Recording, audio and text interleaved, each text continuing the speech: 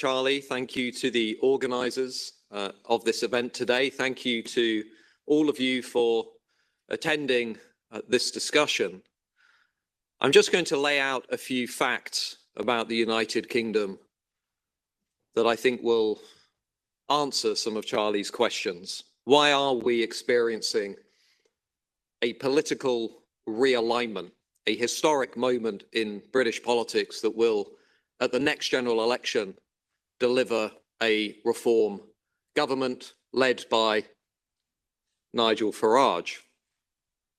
By the year 2063, white Britons will be a minority in the United Kingdom. Among the under 40s, that will happen as early as 2050.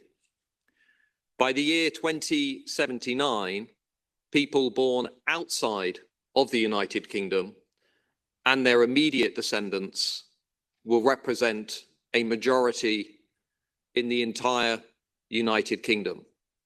By 2100, the end of this century, 1 in 4 British adults and 1 in 3 British children, unless we change the current direction, will be following Islam.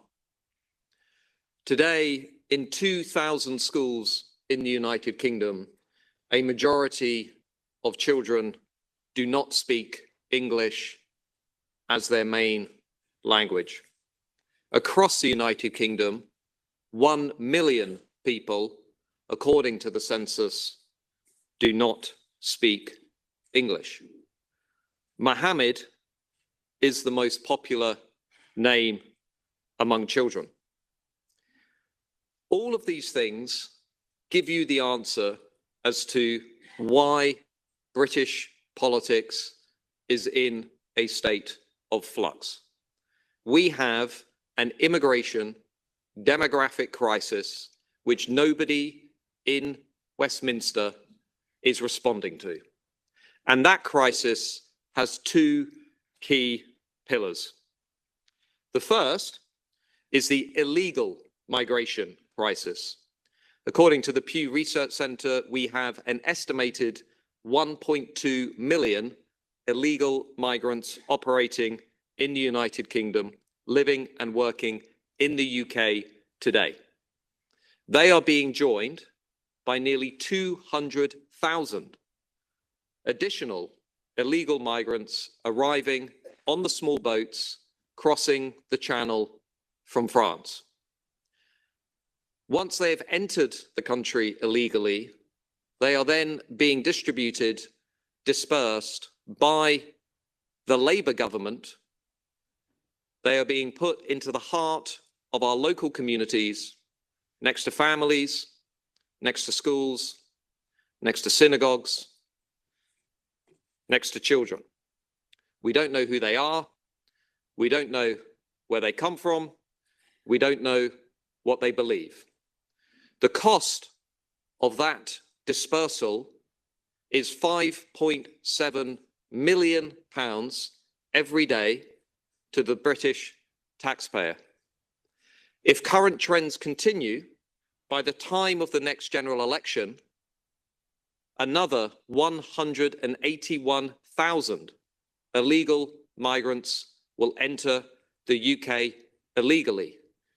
They include, for example, the recent case of an Egyptian asylum seeker, a member of the Muslim Brotherhood, who was convicted of making bombs in Egypt, entered the UK illegally, was then put in a 4-star Hilton hotel at the expense of UK taxpayers, was allowed to roam the streets of the UK for 17 months while the government decided whether or not to grant his asylum request, during which time he walked into Hyde Park, London, and raped a woman in that park.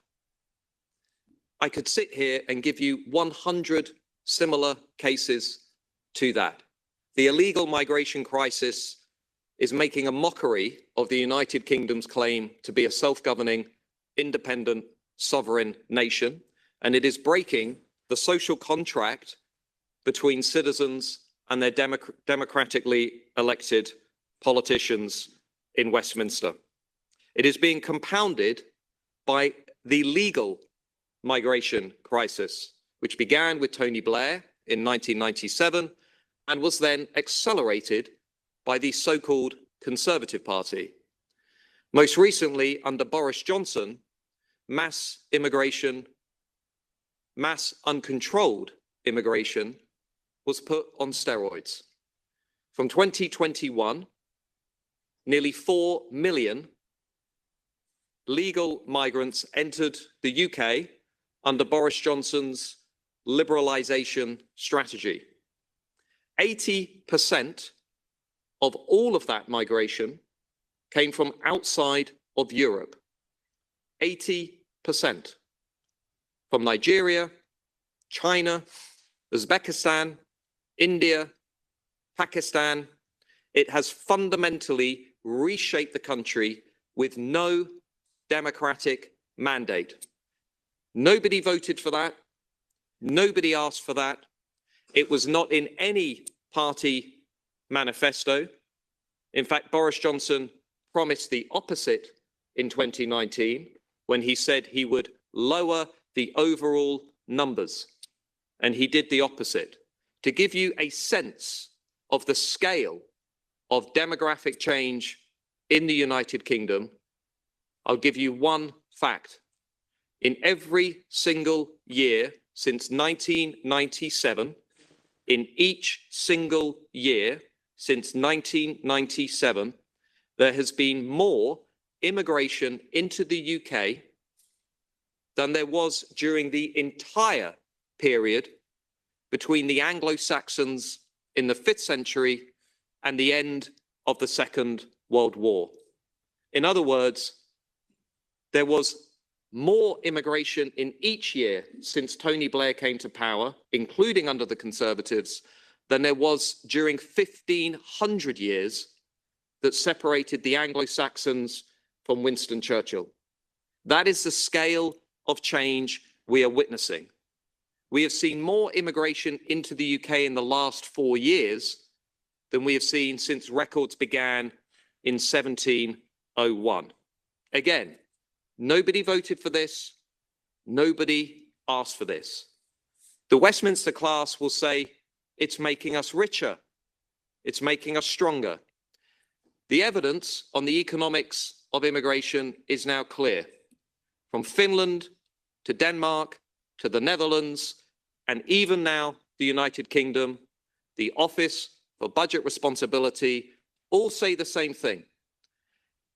The exact kind of migration that we now have in Europe, low wage, low skill, poorly educated, non-European, is making Western economies weaker, not stronger. It is a net fiscal cost. It is not a net benefit. It is imposing enormous costs onto UK taxpayers during what is also the worst cost of living crisis that we have had since the Second World War. The economic problem is one thing, the cultural problem is another. As we have also discovered through the rape gang scandal, the grooming gang scandal, which was the industrial scale rape of hundreds of thousands of British children by Pakistani Muslim gangs who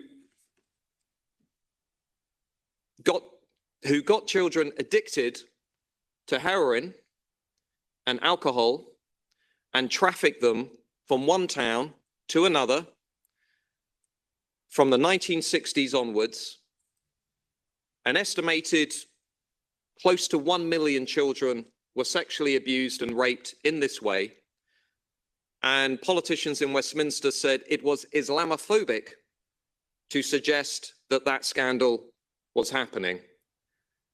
And only recently was the Labour Party, under Keir Starmer, the Labour government, willing to give a national inquiry into that scandal to get those girls the truth and justice that they deserve.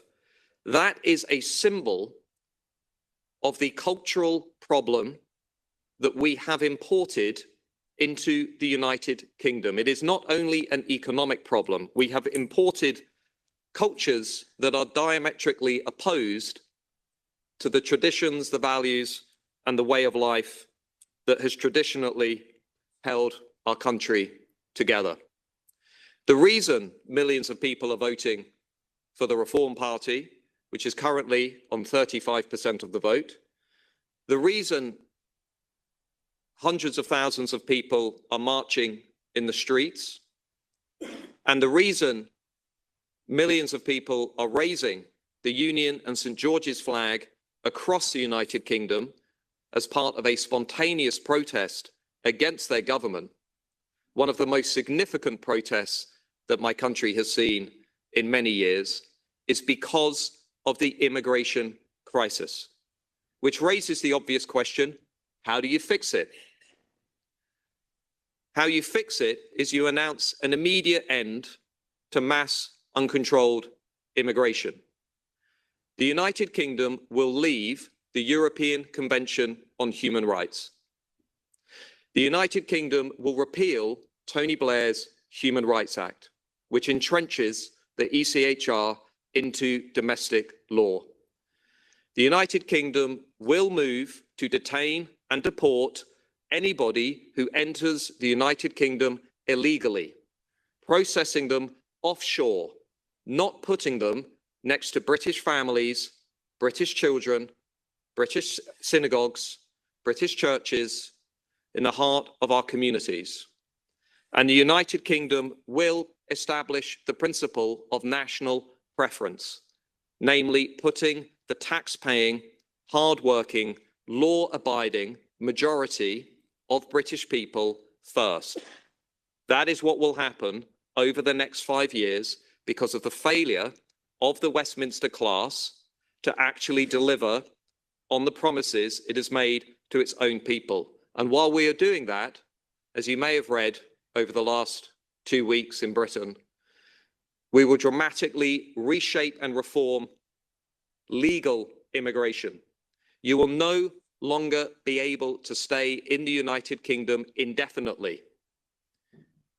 We will move to a policy of 5-year renewable visas, which will only be renewed if legal migrants can speak English fluently to a high standard, make a net contribution to the economy through taxation and work, do not rely on welfare benefits and social housing that is subsidised by the British taxpayer at the cost of £15 billion over the next decade, and who work and contribute to the economy and have a clean criminal record.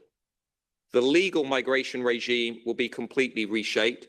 The illegal migration regime will be completely reshaped, because if we do not do it, the social contract in our country will collapse. People will withdraw support for the state, they will withdraw support for welfare, and we will head ever closer to what we saw in the aftermath of the Southport atrocities, which was civil unrest. Nobody wants that to happen. Nobody wants public trust in democracy to collapse. Nobody wants to live in a more divided society. But the answer to the current problem, which I think is a Europe-wide problem, is to regain control of the borders and regain control of the immigration system. And that is why British politics is facing the most significant reset for more than a century. This is the most significant political insurgency since the rise of the Labour Party in the early years of the 1900s. And the Westminster class, when they ask themselves, why is this happening? They only have themselves to blame. Thank you very much.